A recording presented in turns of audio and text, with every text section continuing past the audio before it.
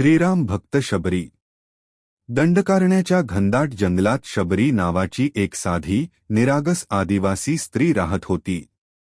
ती महान ऋषी मातंगांची शिष्या होती. ऋषींनी तिला एक वचन दिलं होतं.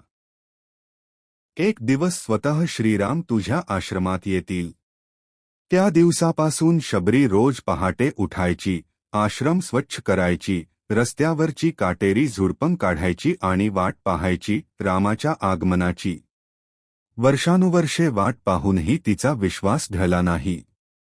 राम येणारच हे तिच्या मनात पक्कं होतं. एके दिवशी वनातून श्रीराम आणि लक्ष्मण चालत येताना तिला दिसले. डोळ्यात अश्रू, हात जोडून शबरी म्हणाली, प्रभू, तुम्ही आलात. आनंदाने शबरीने रामांसाठी जंगली फळं आणली. प्रत्येक फळ आधी चाखून पाहिलं. कडू नको, आंबट नको, गोड छवंग. तिच्या मनात फक्त एकच भावना होती, माझ्या रामाला त्रास नको. लक्ष्मण क्षणभर थांबले, पण श्रीराम हसले. प्रेमाने ती फळं स्वीकारत म्हणाले, शबरी, या फळांमध्ये तुझं अपार प्रेम आहे.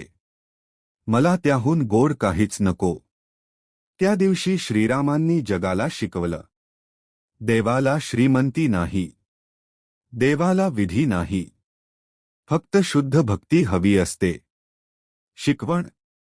प्रेम आणि श्रद्धेने केलेली भक्तीच सर्वात मोठी पूजा असते.